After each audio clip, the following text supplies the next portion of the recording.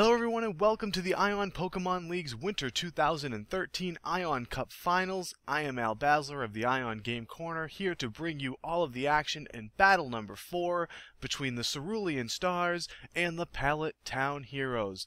Currently the Heroes lead this best of 5 series 2 battles to 1 as we take a look at the team's regular season records and the schedule for this best of 5.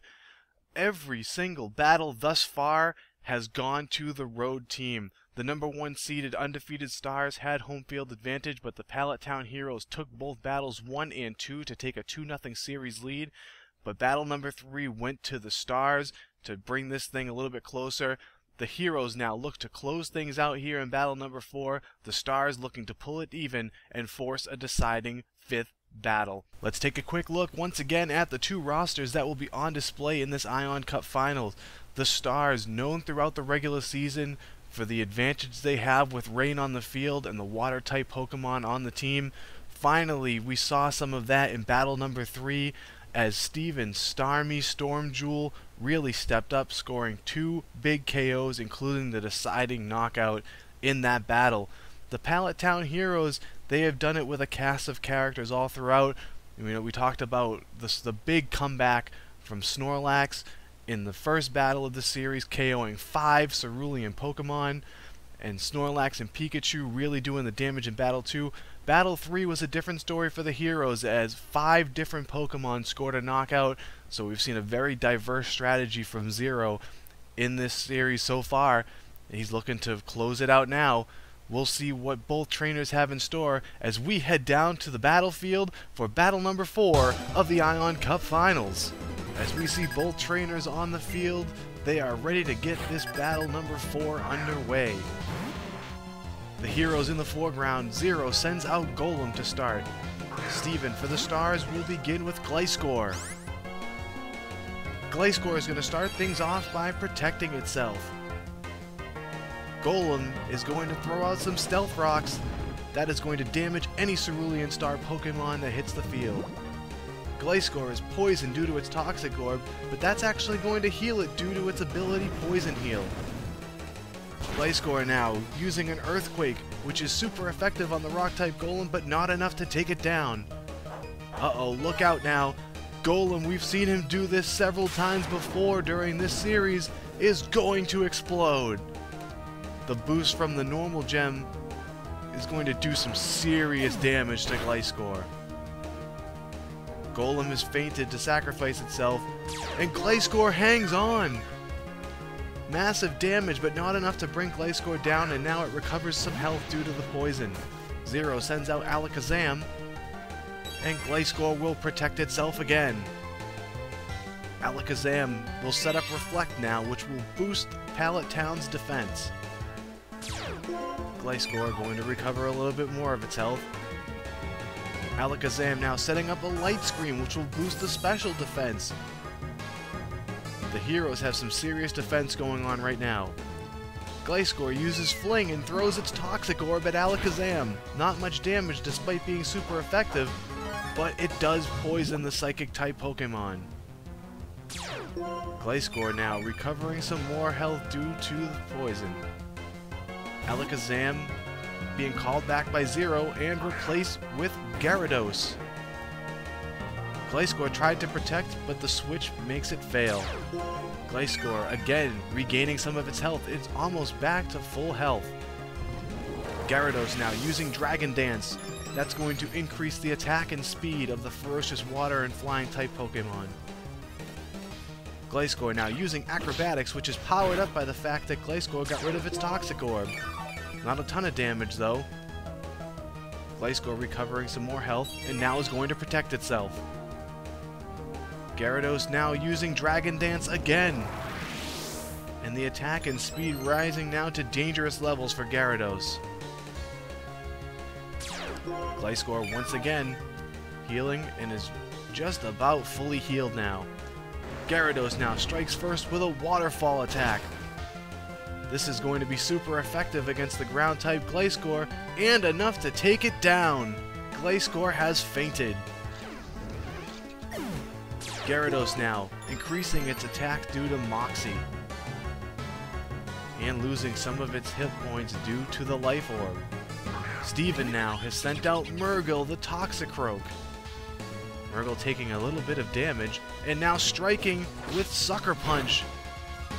Not enough to take Gyarados down, and Gyarados with an Earthquake.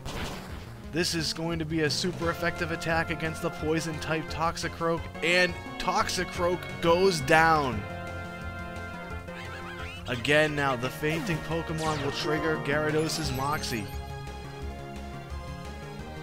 Gyarados again losing some hit points due to the Life Orb. Steven now sends out Shaggy, his Hydreigon.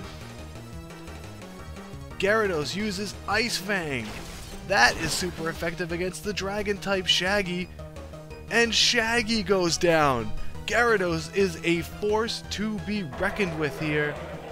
Once again, Gyarados, Moxie goes off, increasing its attack. Can anything stop Gyarados from taking out Steven's whole team? Steven now is going to send out Satesh, his Lucario, who's floating due to its air balloon. Satesh quickly strikes with extreme speed. And that's going to be enough to take down Gyarados and stop its sweep attempt. The light screen has worn off now for the heroes, and Machamp is Zero's next Pokemon out. Steven calls Satesh back and sends out old reliable Politoed, Frogfucius. Frogfucius now is going to make it rain on the field with his Drizzle. Machamp now strikes with a dynamic punch that connects. Frogfucius taking some damage. Taking a bit of damage, and Frogfucius goes down to a critical hit. What a clutch move there by Machamp. Steven now going to Storm Jewel his Starmie. Zero is going to call Machamp back, and will send out Pikachu in its place. Storm Jewel is going to fire off a Psychic attack. Pikachu takes the hit, taking some serious damage, and Pikachu goes down. Zero now will send out Alakazam back to the field. Alakazam taking the opportunity to set his light screen back up. Storm Jewel is going to let loose with a Surf. Alakazam takes the hit, losing some health, and a critical hit sends Alakazam down. Storm Jewel trying to even this thing back up. Zero now sending out the MVP from battle number 1, Snorlax. Storm Jewel now is going to fire an Ice Beam. Not much damage at all, but Snorlax has been frozen. What a turn of events, as Snorlax is now frozen solid and cannot move. Steven brings Storm Jewel back and sends out Satesh once again. And Snorlax is still frozen and unable to do anything. Satesh now getting in close, taking advantage of the situation and hitting close combat. Serious damage being done to Snorlax here. It's super effective, and effective enough to take the mighty Snorlax down. Satesh now losing some defense and special defense due to the close combat, but he did its job there. Zero now sends out Machamp. Satesh now with another close combat. Machamp takes the hit. Takes some serious damage, but hangs on. Satesh again losing his defenses. Machamp now fires back with a dynamic punch. This is going to really rock Satesh. It's super effective, and Satesh goes down. What a battle we have on our hands here. Both trainers down to their final Pokemon. Steven sends out Storm Jewel. Storm Jewel's hurt by the Stealth Rock, excuse me. Machamp, with his Quick Claw going off, is allowed to hit his Stone Edge before Storm Jewel can move. It's a heavy hit, a critical one at that, and Storm Jewel goes down.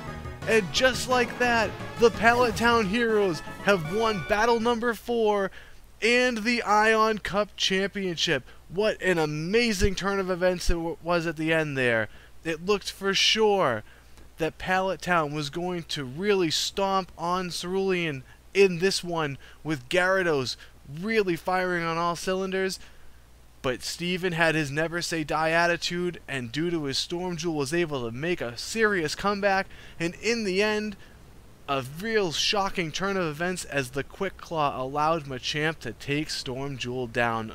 Unbelievable action that we just saw. What a great way to wrap up the first ever Ion Cup Finals. So there you have it, folks.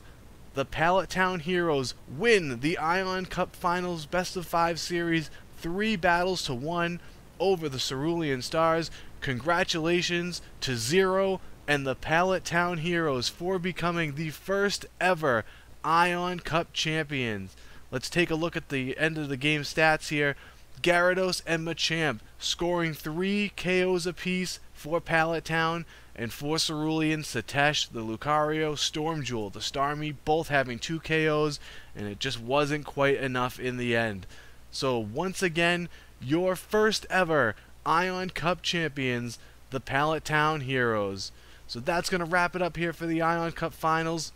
For more information on the Ion Pokémon League and all of the Ion organized play events, make sure you check out IonGameCorner.com. I want to thank all of the players who took part in this first ever Ion Pokémon League season. Again, congratulations to Zero and the Pallet Town Heroes, and we hope to see you all on the next season of the Ion